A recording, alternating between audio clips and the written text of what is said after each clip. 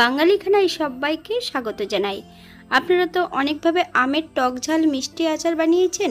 একবার আমার মতন করে সহজ পদ্ধতিতে আপনিও শিখে নিতে পারবেন ছোট ছোট টিপস সহ। আমের টক ঝাল আচার বানানোর পর রোদে দেওয়ার কোনো ঝামেলা নেই। তবে আমি আজকে এখানে কিভাবে আমের টক ঝাল আচার বানালাম চলুন সেটা একবার দেখে নেওয়া যাক ভিডিওর মাধ্যমে। আম থাকতে থাকতে আমের এই আচারটা একবার বানিয়ে নিন, খেতে কিন্তু খুবই সুস্বাদু হয়েছিল। আশা করছি আজকের ভিডিওটি ভালো লাগবে। সকল বন্ধুদের কাছে অনুরোধ করছি সম্পূর্ণ ভিডিওটি দেখার।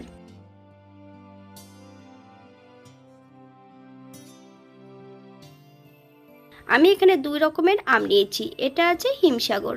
আমি হিমসাগর আম দিয়ে কিন্তু বানাবো না, টক ঝাল মিষ্টি আচারটা বানাবো। এখানে বেশ কিছুটা কাঁচা মিঠে আম নিয়েছি আর সঙ্গে নিয়েছি একটা হিমসাগর।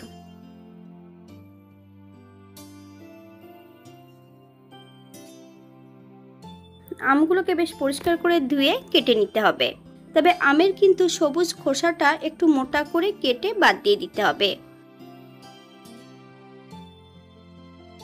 ঠিক এমন লম্বা লম্বা ফালি দিয়ে আমি আমগুলো সম্পূর্ণটাই কেটে নিয়েছি। কাঁচা মিঠে আমটা কিন্তু অনেকটা মিষ্টি হয়, আবার কিছুটা টকও হয়। একটু টক করার জন্য এখানে আমি একটা নিয়েছি হিমসাগর আম। আপনারা পুরোটাই হিমসাগর বা টক আম দিয়েও করতে পারেন। আমগুলো ধোয়ার পর টিস্যু পেপার দিয়ে জলটা চেপে নিতে হবে, অথবা সুতির কোনো টুকরো দিয়ে বেশ ভালো করে জলটা চেপে নিতে হবে। এই পর্যায়ে আমের গায়ে আমি 2 চামচ লবণ, 1 চামচ হলুদ গুঁড়ো, 1 চামচ কাশ্মীরি লঙ্কার গুঁড়ো বেশ ভালো করে লাগিয়ে নেব। 10 থেকে 15 মিনিটের জন্য আমগুলোকে রেস্টে রেখে দিতে হবে।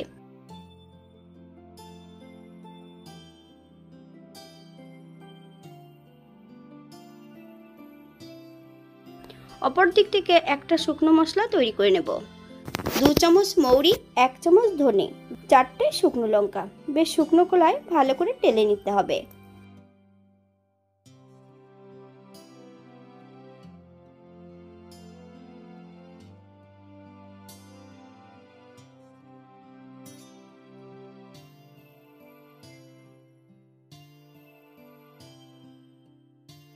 এই পর্যায়ে গ্যাসের ফ্লেমটা অফ করে দেব। মশলাটা ঠান্ডা হতে সময় দিতে হবে। আমি 80% মশলাটা গুঁড়ো করে নেব। তবে গুঁড়ো করার সময় আমি একটু চিনি আর অল্প একটু লবণ দিয়ে গুঁড়ো করব। যথারীতি মিক্সচারে বা শিলে যদি গুঁড়ো করা হয়, লবণ আর চিনি দিয়ে যদি গুঁড়ো করা হয় তাহলে কিন্তু মশলাটা বেশ ভালো গুঁড়ো হবে। একই কড়াইতে 1 চামচ সরষের তেল অ্যাড করব। তেল গরম হওয়া পর্যন্ত অপেক্ষা করতে হবে। ফোড়নে রেখেছি 5 ফোড়ন। ফোড়ন থেকে সুগন্ধ বেরোলে একটা তেজপাতা, 2টো শুকনো লঙ্কা অ্যাড করব।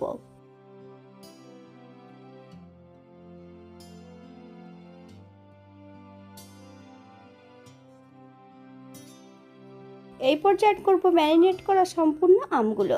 মিডিয়াম আঁচে বেশ কিছু সময় আমগুলো রান্না করে নেব।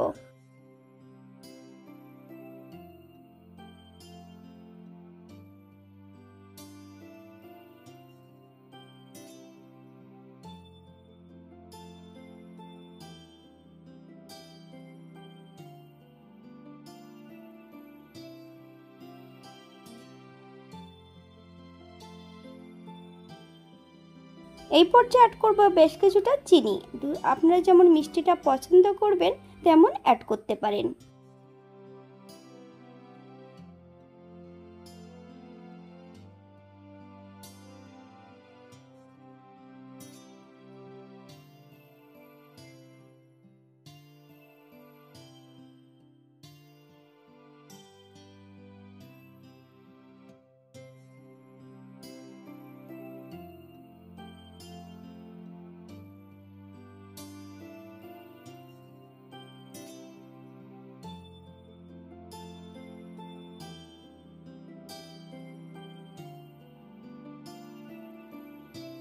সাত থেকে 8 মিনিটের জন্য একদম লো ফ্লেমে ঢাকা দিয়ে রেখে দেব।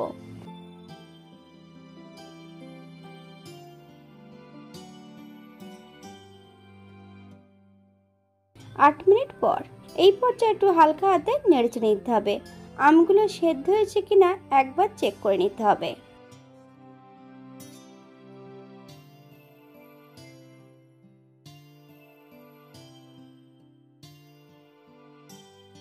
এই পর্যায়ে অ্যাড করব হাফ চামচ লবণ। আপনার স্বাদ অনুসারে লবণটা অ্যাড করবেন।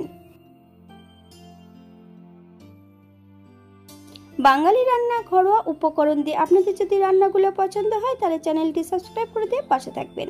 পাশে থাকা বেলটি বাজিয়ে দেবেন, নইলে নিত্য নতুন রান্নার নোটিফিকেশন পাবেন না। আমার চ্যানেলে আম তেল অথবা জলপাইয়ের আচারের রেসিপি দেওয়া আছে, আপনাদের যদি ভালো লাগে তাহলে চ্যানেলটি একবার ঘুরে দেখে নেবেন।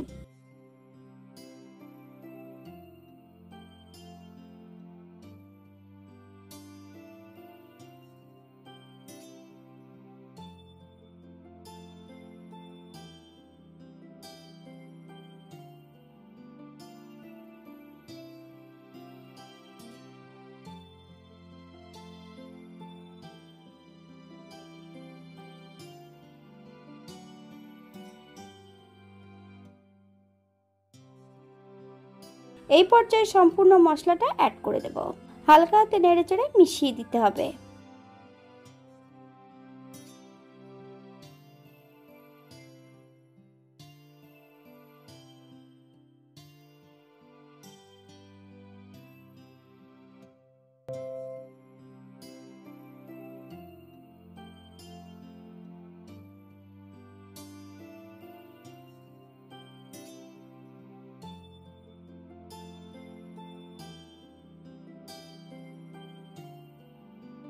এই পর্যায়ে অ্যাড করব 1 চামচ ভিনিগার। এই আমের আচারটা আমি একদিন অবশ্য খাবো না, তার জন্য আমি বেশ কিছুদিন রেখে দেব, তাই এখানে আমি ভিনিগারটা অ্যাড করলাম।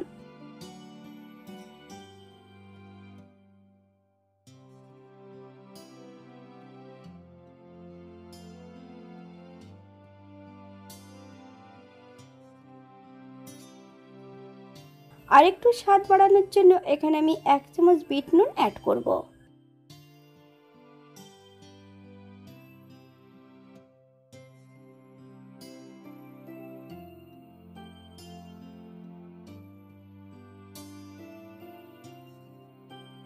এই পর্যায়ে গ্যাসের ফ্লেমটা অফ করে দেব।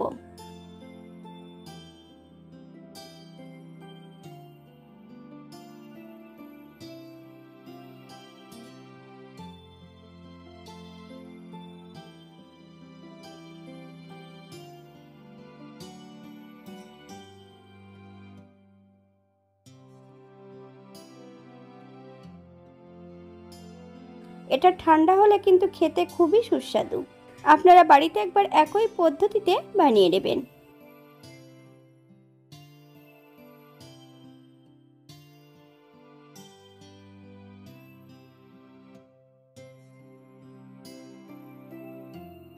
আজকের ভিডিওটি এই পর্যন্ত। সবাই সুস্থ থাকবেন, ভালো থাকবেন।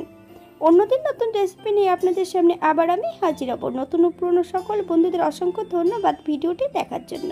হাতে যদি সময় থাকে তাহলে একটা লাইক, কমেন্ট, শেয়ার করবেন।